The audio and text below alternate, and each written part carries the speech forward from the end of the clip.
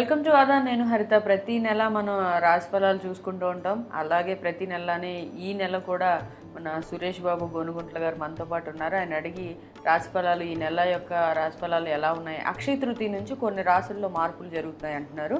అయితే అక్షయ తృతీయ నుంచి ఎలాంటి మార్పులు జరగబోతున్నాయి, ఏ ఏ రాశుల వారికి కలిసి వస్తాయి, ఏ ఏ రాశుల వారికి కొన్ని ప్రతికూలతలు ఉన్నాయి, వాటికి ఎలాంటి పరిహారాలు చేసుకోవాలి అనే విషయాన్ని ప్రముఖ వేదిక అస్ట్రాలజర్ సురేష్ బాబు గోనుగుంట్ల గారు మనతో పాటు ఉన్నారు. ఆయన అడిగి తెలుసుకున్నాం. నమస్తే గురుగారు.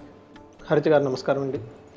గురుగారు, ప్రతి నెల రాశి ఫలాల్లానే ఈ నెలలో కొన్ని అక్షయ తృతీయ తర్వాత కొన్ని రాశి ఫలాల్లో చేంజెస్ జరుగుతున్నాయని చెప్పి చెప్తూ ఉన్నారు. ప్రత్యేకంగా అలాంటి రాశులు ఏవి, మాకు కొంచెం గైడెన్స్ కావాలి, మీ గైడెన్స్. సో మేషరాశి వాళ్ళకి ఈ మే నెలలో ఎలా ఉండబోతుంది గురుగారు? మనం మేషరాశి చూసుకుంటే ఫస్ట్ ఇది మనకి పుణ్యమాసాలు అంటారండి. ఇప్పుడు మనకి ఏదైతే మాసం చైత్ర వైశాఖ మాసం స్టార్ట్ అవుతుంది. మే మంత్ మనకి వైశాఖ మాసంతో చతుర్దశితో స్టార్ట్ అవుతుంది. దానికి ముందు రోజు మనకి అక్షయ తృతీయ అనుకోవచ్చు. అంటే అక్షయ తృతీయని కనుక మనం బెంచ్ మార్క్ కనుక తీసుకుంటే వచ్చే 30 డేస్ వాళ్ళకి ఎలా ఉందో మనం చెప్పుకోవచ్చు. ఈ వైశాఖ మాసంలో విష్ణుమూర్తికి అత్యంత ప్రీతికరమైన మాసం. ఇందులో ఉదక దానం చేస్తే చాలా చాలా కలిసి వస్తుందని చెప్పేసి శాస్త్రాలు చెప్తాయి. ఉదక దానం అంటే మన శాస్త్రాల్లో చెప్పిన ప్రకారం ఏంటంటే ఇది ప్రతి ఒక్కరికి రెమెడీ అండి. ఎలాంటి వాళ్ళకైనా సరే ఎలాంటి సమస్య ఉన్నా కానీ ఇది ఒక చిన్న బట్ మోస్ట్ ఎఫెక్టివ్ రెమెడీ అనమాట. ఇది అంటే కొన్ని ఆ టైంలోనే చేస్తే ఉపయోగం అండి, తర్వాత టైంలో చేస్తే ఉపయోగం ఉండదు. మనకి రేగిపళ్ళు అనుకోండి, ఆ వచ్చే టైంలోనే అసలు మళ్ళా తిరిగి రావండి. ఆ యొక్క పండుగ అలాంటి విశిష్టత ఉన్నమాట. అలానే ఈ వైశాఖ మాసంలో కొన్ని పనులు చేస్తే అద్భుతమైన విశేషమైన పుణ్యం వస్తుంది. ఇది అన్ని రాసులకు అప్లై అవుతుందండి. ఏం చేయాలి అంటే ఉదక దానం చేయాలి. ఉదకం అంటే నీళ్ళని ఎలా దానం చేయాలి, ఒక రాగి చెంబులో తీసుకొని ఆ రాగి చెంబుకు కొంచెం లైట్గా పసుపు కుంకుమ పెట్టేసి కొంచెం గంధం, కొంచెం పసుపు, కొంచెం తేనె వేసి ఆ నీళ్లు ఇవ్వాలండి. ఎవరికి ఇవ్వాలి? దారిని పోయే వాళ్ళకి, ఎవరికైనా దాహంతో ఉన్న వాళ్ళకి కనుక ఇస్తే ఆ చెంబుతో కలిపి ఇస్తే దానం చేస్తే కలిసి వస్తుంది, పుణ్యం వస్తుంది, విష్ణు సమానత్వం, విష్ణు తుల్యం వస్తుంది అని చెప్తూ ఉంటారు. ఏమేమి వేయాలి గురుగారు? కలశానికి, ఆ చెంబుకి అంటే వచ్చేంగా ఇవ్వకూడదు కదండి, పూజ చేయాలి. ఎలా పూజ చేయాలంటే పసుపు కుంకుమ పెట్టేసి ఇవ్వాలి. అందులో కొంచెం తేనె కానీ, కొంచెం షుగర్ కానీ, లేదంటే కొంచెం గంధం అందులో వేసేసి వాళ్ళకి ఇచ్చేసిన ఒక పచ్చకర్పూరం వేసి ఇచ్చినా కానీ ఆ చెంబు అలా వాళ్ళకి ఇచ్చేస్తే, ఆ చెంబుతో పాటు ఇచ్చేస్తే అది దానం అవుతుందండి. ఒకటి కాపర్. వాళ్ళు తీసుకుని ఏం చేయాలంటే తాగాల, నీళ్ళు తాగేయటం, ఇంకా నీళ్ళు తాగేయటం, చెంబు ఎత్తుకొని పోవటం అనమాట. అది ఏమవుతుందంటే ఈ కాపర్, రాగి అంటారు కదండి, అది చాలా ప్రెషస్ మెటల్ అండి. అది కనుక చేస్తే మనకి చాలా దోషాలు మనలోంచి వెళ్ళిపోతాయి. రెండోది, ఎప్పుడైతే ఈ ఉదకం దానం చేసాము, నీటిని దానం కనుక చేసామంటే మనకేమంటారు, మానవ సేవ మాధవ సేవ అంటారు. అలా ప్రతి మనిషికి మనం సేవ చేసినట్లు అవుతాను. ఇదేమో ఇలా చేస్తే ఈ టైంలో ఈ వైశాఖ మాసంలో కనుక చేస్తే విష్ణు సమతుల్య పూజ్యం అని చెప్పేసి విష్ణు సమతుల్యమైన భావం, ఆలోచనలు మనకు వస్తాయి అని చెప్తారు. ఇవి ఎప్పుడైతే మనకి మానవుడికి సేవ చేస్తే మాధవ సేవను, కాబట్టి మాధవ సేవ చేస్తే లక్ష్మీదేవి ఎక్కడ ఉంటుందంటే ఎక్కడైతే నారాయణకి సేవలో ఉంటారో వాళ్ళ దగ్గర లక్ష్మీదేవి ఉంటుంది. అందుకని చెప్పి అక్షయ తృతీయ కూడా మనం ఇదే విధంగా జరుపుకుంటాం. కాబట్టి ఈ మాసంలోనే వాళ్ళకి ఐశ్వర్యము, తర్వాత రోగాలు ఏమైనా ఉన్నా కానీ అవన్నీ పోయేసి జీవితంలో చక్కగా వృద్ధి చెందుతూ ఉంటారండి. చాలా సింపుల్, ఈజీ మెథడ్. అయితే కొన్నిసార్లు మనకు అది కుదరదు. ఇప్పుడున్న కాలమాన పరిస్థితుల ప్రకారము ఈ రాగి చెంబులు కుదురుతుందో కుదరకపోతే అట్లీస్ట్ మీరు చాలా ఈజీ మెథడ్ ఏంటంటే అండి, నేను లాస్ట్కి కొంతమందికి చెప్పాను అనమాట. వాళ్ళు ఏం చేస్తారు, వెంటనే వాళ్ళ కార్లోనో లేదంటే బైక్లోనో కొన్ని వాటర్ బాటిల్స్ పెట్టేసుకొని చక్కగా వెళ్ళిపోతూ ట్రాఫిక్ సిగ్నల్ దగ్గర వాళ్ళకి ఇచ్చేసేవాళ్ళు. ట్రాఫిక్ పోలీసులు చాలా కష్టపడుతూ ఉంటారండి ఎండలో. ఈ ఎండాకాలం వాళ్ళు కూడా ఎవరైనా ఏదైనా తెచ్చిస్తే తాగుదాం అన్నట్టు. అవునండి, వాళ్ళు కానీ లేదంటే మనకి బళ్ళు మీద పెట్టుకొని పళ్ళు అన్ని అమ్ముకుంటూ ఉంటారు, తర్వాత తిరుగుతూ ఉంటారు. ఒక వాటర్ బాటిల్ ఇచ్చారనుకోండి, మనం ఏం చేస్తాం, నీటిని దానం చేస్తున్నాం.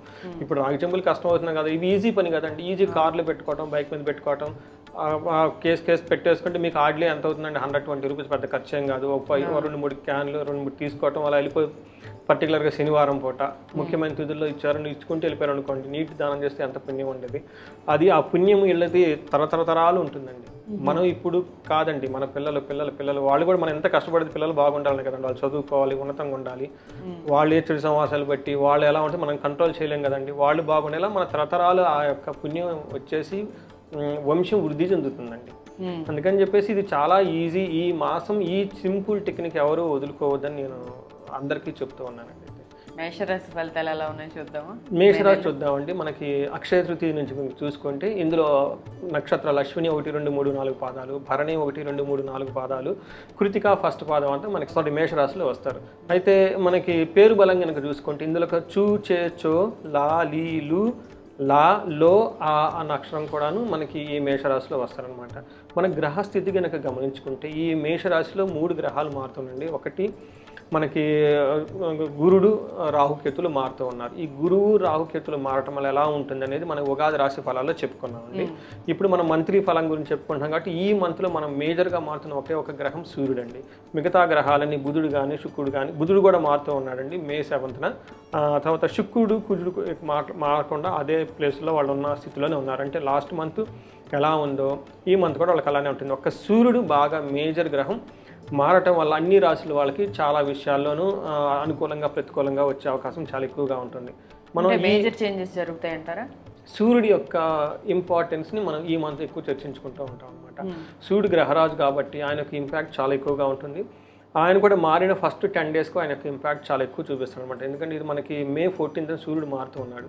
మే 14th నుంచి మే 25th వరకు ఈ 10 డేస్ వాళ్ళు ఇచ్చే అనుకూలంగా కానీ ప్రతికూల పరిస్థితులు ఇంపాక్ట్ చాలా ఎక్కువగా ఉంటుందన్నమాట. సో వీటితో పాటు అదే టైంకి మోరార్లెస్ మనకి గురువును తర్వాత రాహుకేతులు కూడా మారుతూ ఉన్నారు. గురువు రాహుకేతుల గురించి ఆల్రెడీ మనం మాట్లాడుకున్నాం కాబట్టి బట్ ఈ ఎపిసోడ్లో మనకి ఈ సెషన్లో మంత్లీ ఫలంగా ఈ గ్రహాలు మారటం వల్ల ఎలా ఉంటుంది అనేది మనం చూద్దాం. మనకి సూర్యుడు వల్ల ఏమవుతుందంటే అండి ఫస్ట్ 15 డేస్ స్థాన నాశనం, అంటే వాళ్ళకి జాబ్లో ప్రాబ్లం రావటం కానివ్వండి, ఇంకో దాంట్లో ఏదైనా ప్రాబ్లం వచ్చే అవకాశం చాలా ఎక్కువగా ఉంటుంది. రీసెంట్గా స్థాన నాశనం అని చెప్తారు. 15th తర్వాత ధనలాభం చూపిస్తుంది. సేమ్ సూర్యుడు ధనాన్ని ఇస్తూ ఉంటారు అనమాట. అయితే మిగతా గ్రహాలు వచ్చేటప్పటికి కుజుడు వీళ్ళకి రెపప్రియం, శత్రువులతో కలిసి కూర్చొని మనకి ఏమంటారు మాట్లాడుకుంటే వాళ్ళిద్దరి మధ్య మంచి ఆహ్లాదకరమైన వాతావరణం ఉండేసి ఒక శత్రువుల మీద పై చేయి అవుతుంది అనమాట. తర్వాత శుక్రుని వల్ల రావాల్సిన ధనం వస్తుంది అనుకున్న టైంలో లాస్ట్ మూమెంట్లో ధనం రాకుండా ఇబ్బంది పడే అవకాశం ఎక్కువగా ఉంది. ఇది ఓవరాల్గా మనకి గ్రహం అనుకోవాలి. అయితే మనకి ఇంకోటి గురువు వీళ్ళకి 2nd హౌస్లోకి షిఫ్ట్ అవుతూ ఉన్నారండి మారటంతో. ఈ టైంలో వీళ్ళకి విత్త సమృద్ధి రావాల్సిన ధనం వచ్చే అవకాశం ఎక్కువగా ఉంది. అంటే ఏ ప్రకారంగా కనుక చూసుకున్నా కానీ వీళ్ళకి ఓవరాల్గా చూసుకుంటే ఒక నార్మల్గా తటస్థంగా ఉండేది అని మనం చెప్పుకోవాలి. బట్ ఎంప్లాయీస్ ఎవరైతే ఉన్నారో కొంచెం కేర్ఫుల్గా ఉండాలి. వాళ్ళకి స్థితి నాశనము లేదంటే వీళ్ళకి ఏం చెప్తారంటే వీళ్ళ యొక్క మైండ్ సెట్ మీద ఆధారపడి వీళ్ళకి ఈ మంత్ అంతా ఉంటుందని మనం చెప్పుకోవాలి. మనకి సంస్కృతంలో మహర్షులు ఏం చెప్తారంటే మన పురాతన గ్రంథాలు కనుక చూసుకుంటే 2వ ఇంట్లో సూర్యుడు మారటం వల్ల ఏమవుతుందంటే వీళ్ళకి హీనత్వం, దుష్ట సంసర్గో, మనస్తాప, శిరోవ్యధ, నిష్ఫలం, కృషి వాణిజ్యం, విత్తరాశిగత రవి అని చెప్తూ ఉంటారనమాట. వీళ్ళకి 2వ ఇంట్లో కనుక 15th తర్వాత చూసుకుంటే ఏమవుతుందంటే హీనత్వం, నీచబుద్ధి కలిగి ఉంటూ ఉంటారు. దుర్మార్గుల సహవాసం, మనసులో తలనొప్పి, శంక, తర్వాత వ్యాపారంలో నష్టం, ఇతరులచే మోసగించబడే అవకాశం చాలా ఎక్కువగా ఉంటుంది. బీ కేర్ఫుల్గా ఉండాలండి. తర్వాత ఎండ్లెస్ ట్రబుల్స్, గొడవలు అన్నీ వచ్చే అవకాశం. ఎలాంటి సందర్భాల్లో ఎక్కువ మోసపోతారు గురుగారు? అంటే ఎలాంటి విషయాల్లో? వీళ్ళ యొక్క టాలెంట్ని కానివ్వండి, వీళ్ళ యొక్క పలుకుబడిని లేదంటే వీళ్ళకున్న ఇన్ఫ్లుయెన్స్ని వేరే వాళ్ళు వాడుకొని వీళ్ళకి చెడ్డ పేరు చేసుకొచ్చేది ఎక్కువగా కనిపిస్తుంది అనమాట. ఎందుకంటే సూర్యుడు వచ్చినప్పటికి రాజు, అధికారము ఇవన్నీ చెప్తుంటే నాకు రీసెంట్గా లాస్ట్ మంత్ ఆల్రెడీ ఒక కాల్ వచ్చిందండి. వీళ్ళు పాపం పిల్లలు యుఎస్లోనో ఆస్ట్రేలియాలో ఎక్కడో సెటిల్ అయిపోయారు. వీళ్ళు కొంచెం ఏజ్డ్ అనమాట. వీళ్ళకి హెల్ప్గా ఉండటానికి వేరే ఫ్యామిలీ వచ్చారు. సో వచ్చేసి వీళ్ళ దగ్గర డబ్బులు తీసుకొని అన్నీ తీసేసుకొని చివరికి వీళ్ళని బెదిరించడం స్టార్ట్ చేశారు. వాళ్ళు అనవసరమైన న్యూసెన్స్ క్రియేట్ చేస్తున్నారు. వాళ్ళేమో పిల్లలు ఎక్కడో ఉంటారు, ఇదంతా వీళ్ళకి ఎందుకని వీళ్ళు చెప్పుకొని ఇలా ఏమవుతుందంటే ఇతరులు వచ్చే మోసగించబట్టం అంటే ఇదేనండి. సో ఇలాంటి విషయాలు. ఇంకొక లేడీ ఫోన్ చేసింది, ఈ సిమిలర్ కేసు అనమాట. వాళ్ళు పాపం ఆమె సింగిల్ లేడీ, వేరే వాళ్ళతో వచ్చేసి ఫ్యామిలీ మెంబర్స్ వచ్చేసి మంచిగా ఇంట్లో ఉండేసి ఆమెనన్నీ యూజ్ అని చేసేసుకొని చివరికి మళ్ళీ ఆమెను బెదిరిస్తున్నారు. నువ్వు మా ఇలా చేసావు, నీ గురించి అన్నీ మేము బయట చెప్తాం అది అని చెప్పేసి. చూడండి చాలా ప్రాబ్లం అండి. కొంతమంది ₹1,00,000 డబ్బులు తీసుకొని డబ్బులు అడుగుతుంటే పాప లేడీస్ ఏం చేస్తారంటే కొన్నిసార్లు ఇంట్లో వాళ్ళకి తెలవకుండా డబ్బులు దాచిపెట్టుకుంటారండి. వాళ్ళు ఇచ్చిన ఈ గిఫ్ట్లు ఆ గిఫ్ట్లు దాచిపెట్టుకొని 1,00,000 2 లక్షలు దిగానే బయట వడ్డీలకి ఇస్తారు. కొన్నిసార్లు ఇంట్లో వాళ్ళకి జెంట్స్కి తెలుస్తుంది, కొన్నిసార్లు తెలవదు. వీళ్ళు డబ్బులు తీసుకున్న వాళ్ళు డబ్బులు ఇవ్వకుండా మళ్ళీ తిరిగి వీళ్ళని బ్లాక్మెయిల్ చేయటం, అబ్బా. ఇవి చాలా జరుగుతూ ఉంటాయి, నాకు ఫోన్ కాల్స్ చాలా వస్తూ ఉంటాయి.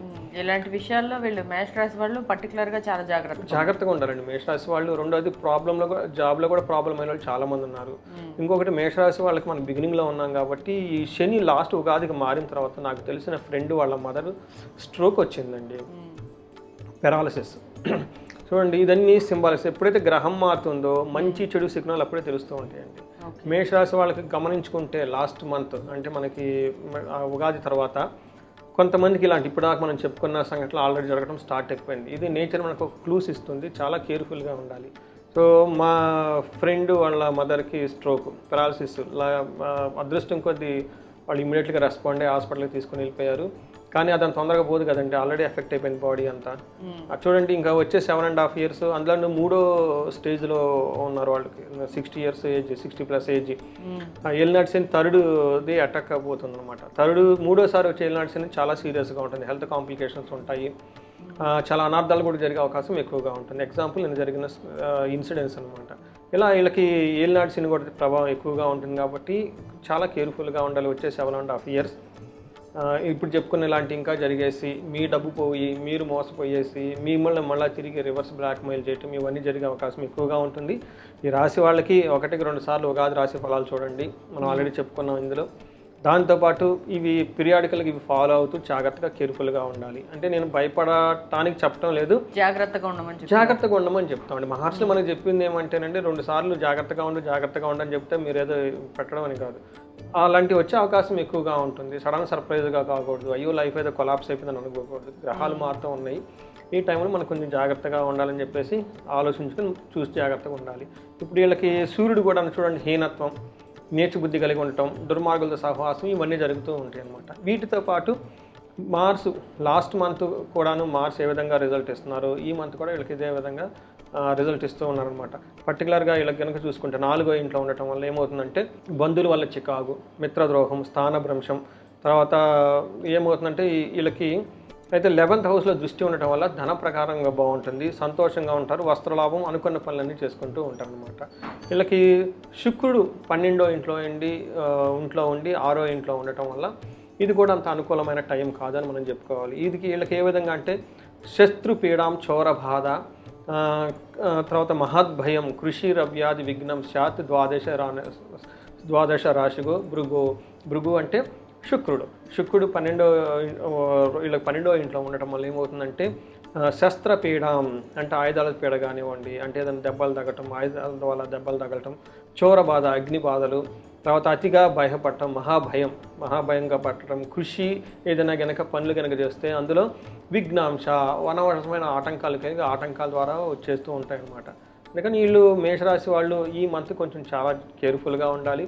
నేను ఇప్పటిదాకా చెప్పుకున్న ఇన్సిడెంట్స్లు, ఎందుకంటే 12వ ఇంట్లో సూర్యుడు, వీళ్ళకి షష్టగ్రహ కూటమి, వీళ్ళకి 12వ ఇంట్లో జరిగింది. అక్కడ నుంచి రవి నుంచి మళ్ళీ జన్మస్థానం, జన్మరాశి ధృతికి, ఈ మూడింటికి ఏది చూసుకున్నా కానీ అంత అనుకూలంగా లేదని రాసుల్లో ఈ రాశి ఒకటి కాబట్టి అట్లీస్ట్ 1 month 2 months కొంచెం కాషియస్గా ఉండటం ఎంతైనా ఇంపార్టెంట్ అండి. రైట్ గురుగారు. మరి నక్షత్రాలను బట్టి చూస్తే వీళ్ళకి ఎలా ఉందంటారు? నక్షత్రం ప్రకారం ఇంకొంచెం డీటెయిల్డ్ ఇన్ఫర్మేషన్ మనం చెప్పుకోవచ్చండి. ఇందులో అశ్విని నక్షత్రం వాళ్ళకి ఐశ్వర్యం ఉంటుంది, జయప్రదంగా ఉంటుంది, సౌఖ్యం ఉంటుంది, సంపదలు ఉంటాయి, ధనలాభము చూపిస్తుంది. ఇవన్నీ ఒక పాజిటివ్ సైడ్లో బాగా, అంటే ఏ ప్రకారంగా చూసుకున్నా కానీ ధనము, ధనలాభము, సౌఖ్యము, జయము ఇవన్నీ కలుగుతూ ఉన్నాయి. అయితే ఛాలెంజెస్ ఎక్కడంటే గొడవలు వచ్చే అవకాశం ఎక్కువగా ఉంది, నాశనము, వీళ్ళు చేస్తున్న మనీ రిలేటెడ్, వీళ్ళు చేస్తున్న హైఫై టెక్నాలజీ రిలేటెడ్ ఏమైనా ఉంటే అందులో వీళ్ళకి ప్రాబ్లమ్స్ వచ్చి వర్క్ అంతా డిస్ట్రాయ్, మనకి నాశనమయ్యే అవకాశం ఎక్కువగా ఉంటుంది. తర్వాత గొడవలు పడే అవకాశం కూడా ఎక్కువగా ఉంటుందండి. ఈ 2 విషయాలు కేర్ఫుల్గా ఉంటే మిగతా అంతా బాగుంది. అలానే భరణి నక్షత్రం వాళ్ళకి ఐశ్వర్యవంతంగా ఉంటుంది, సంపదలు ఉంటాయి. తర్వాత ఛాలెంజెస్ వచ్చేటప్పుడు కలహము, నాశనము, గొడవలు అయ్యే అవకాశం ఎక్కువగా ఉంటుంది. ఏదో ఒక పని వీళ్ళు అనుకున్నదే ఒక మిషన్ ఏదైనా ఉంటుంది కదండి, వీటిలో ఇబ్బంది పడి ఆ బ్రేక్ వచ్చే అవకాశం ఎక్కువగా ఉంటుంది. కృతికా నక్షత్రం వాళ్ళకి క్షేమంగా ఉంటారు, సౌఖ్యంగా ఉంటారు, సంపదలు ఉంటాయి, ఐశ్వర్యవంతంగా ఉంటారు. ఛాలెంజెస్ ఎక్కడ ఉంటాయంటే వీళ్ళకి మృత్యు భయం, తర్వాత నాశనము, తర్వాత రెండోది కూడాను కలహము. ఇవి 3 వచ్చేటప్పటికి నెగటివ్గా ఉన్నాయి. సో ఓవరాల్గా వీళ్ళకి నక్షత్రాలు బట్టి చూసినా కూడా జాగ్రత్తగానే ఉండాలి. చాలా ఛాలెంజింగ్గా ఉంది. చాలా జాగ్రత్తగా ఉండాలి. నక్షత్రాలు బట్టి చూసినా, రాశిని బట్టి చూసినా కూడా వీళ్ళు ఏదైనా ఈ మంత్ అంతా కేర్ఫుల్గా ఉండడం మంచిది. అయితే గురుగారు, మరి వీళ్ళ ఎలాంటి పరిహారాలు చేసుకుంటే కొంతవరకు వీళ్ళకి ఉపశమనం ఉంటుందంటారు? కొంచెం వీళ్ళు ధైర్యంగా ఉండాలి, సహనంగా ఉండాలి. ఫస్ట్ తెలుసుకోవాలి టైం అనుకూలంగా లేదు కొన్నిసార్లు, ఎందుకంటే నేచర్ మనకంటే చాలా పెద్దది. అవి పెద్ద జరుగుతూ ఉంటాయి. మనం surrender to that divine. So ఆధ్యాత్మికంగా ఉండటం, మెడిటేషన్ చేసుకోవటం, హ్యాపీగా ఉండటం ఫస్ట్ ఇంపార్టెంట్. దేనికి అగ్రెసివ్గా ముందుకెళ్ళకుండా ఆలోచించుకొని మనకి సహనం అంటారు. సహనం పరమో ధర్మం అని. అన్ని ధర్మాల్లో పెద్ద ధర్మం సహనం అంటారు. ఈ రాశి వాళ్ళకి ఆ సహనాన్ని చూపించాలి. కొన్నిసార్లు వాళ్ళ ఇంట్లో వాళ్ళు గొడవలు పడవచ్చు, బయట వాళ్ళు గొడవలు పడవచ్చు, హెల్త్ బాగలేకపోవచ్చు, టైం బాగలేదు కానీ తెలుసుకొని కొంచెం పేషెన్సీగా వెయిట్ చేస్తూ ఉంటే అంత టైం పోయిన తర్వాత అంత మళ్ళీ నార్మల్ అయిపోతుందండి. వీళ్ళకి బిగ్గెస్ట్ రెమెడీ పేషెన్సీగా ఉండటం అనే చెప్పాలి. రెండవది రెమెడీస్ మనం ఆల్రెడీ ఎవరైతే కనుక మిస్ అయ్యారో పర్టికులర్గా ఉగాది రాశి ఫలాలు మనం చేసుకునే విధంగా ఒకసారి చూడమనండి. అందులో చాలా రెమెడీస్. తర్వాత చాలామంది కాల్ చేస్తున్నారు, అందులో ఉన్నాయి మళ్ళీ రిపీటెడ్గా అడుగుతూ ఉంటారు. బట్ అందుకని అది టైం వేస్ట్ కదండి. ఆల్రెడీ నేను చాలా ఇన్ డీటెయిల్గా చెప్పాము, పరిహారాలు చెప్పుకున్నాం, చాలా బెస్ట్ ఆఫ్ బెస్ట్గా మనం డెలివరీ చేసాము. అది కాబట్టి 1-2 సార్లు చూసుకొని అర్థం కాకపోతే దాంట్లో చాలా క్లీన్గా ఉంది. బట్ ఇండివిజువల్గా ఎవరైనా కనుక జాతకం చూపించుకోవాలనుకుంటే మనకు కనెక్ట్ అయితే దాని గురించి వాళ్ళకి తర్వాత కాబట్టి వాళ్ళకి చెప్పొచ్చు. సో ఇవి ఈ విధంగా చూసుకుంటే మనకి వీళ్ళకి ఎక్కువగా వీళ్ళకి రుద్రాభిషేకం చేయించుకోవడం చాలా చాలా ఇంపార్టెంట్. మన్యు పాశుపత అభిషేకం చేయించుకోవడం. ధనానికి ఎవరికైతే ఇబ్బంది పడుతూ ఉన్నారో వీళ్ళకి కుబేరు పాశుపత అభిషేకం కానీ, మహాన్యాసపూర్వక మళ్ళీ మహాలక్ష్మి విశేష హోమం చేయించుకున్న, అమృత మృత్యుంజయ పాశుపతం చేయించుకున్న బాగుంటుంది. మొన్న ఒకళ్ళు ఫోన్ చేశారండి నాకు, వాళ్ళ హెల్త్ బాగలేదు లాస్ట్ 3 months నుంచి. రోజుకి హాస్పిటల్కి వెళ్తున్నారు వస్తున్నారు, హాస్పిటల్కి వస్తున్నారు, ఆ మెడిసిన్స్ రాస్తున్నారు, సేమ్ ఇలానే పడిపోయారు. వాళ్ళకి ఆయుష్ సూక్తం పారాయణం చేయించి తర్వాత అమృత మృత్యుంజయ హోమం చేయించాం అనమాట వాళ్ళకి. సో అలా మీద వాళ్ళకున్న సమస్యను బట్టి ఇవన్నీ చేసుకుంటూ ఉంటే చాలా బాగుంటుందండి. సో చూసారు కదండి, మేషరాశి వాళ్ళకి మే నెలలో అంత అనుకూలంగా లేదు. ఎవరికైతే కొంచెం తీవ్రత ఎక్కువగా ఉంటుందో, ఈ ప్రాబ్లమ్స్ అనేవి కొంచెం ఎక్కువగా ఉంటాయో వాళ్ళకి కొద్దిగా సహనంగా పేషెన్స్గా ఉండమని చెప్తున్నారు. వాటితో పాటు కూడా గురువుగారు చెప్పిన హోమాలు కానీ పరిహారాలు కానీ చేసుకోవాలనుకుంటే కనుక స్క్రీన్ మీద స్క్రోల్ అవుతున్న నెంబర్కి కాల్ చేస్తే గురువుగారు అన్ని డీటెయిల్స్ మీకు ఇంకా వివరంగా చెప్తారు. ఎవరైనా జన్మజాతకం తెలుసుకోవాలనుకున్నా, పర్సనల్గా తెలుసుకోవాలనుకున్నా కూడా గురువుగారికి కాల్ చేస్తే ఆయన వివరంగా చెప్తారు. సో తెలుసుకొని ముందే గైడెన్స్ తీసుకొని ముందుకెళ్ళడం మంచిదని అందరి అభిప్రాయం. Thank you.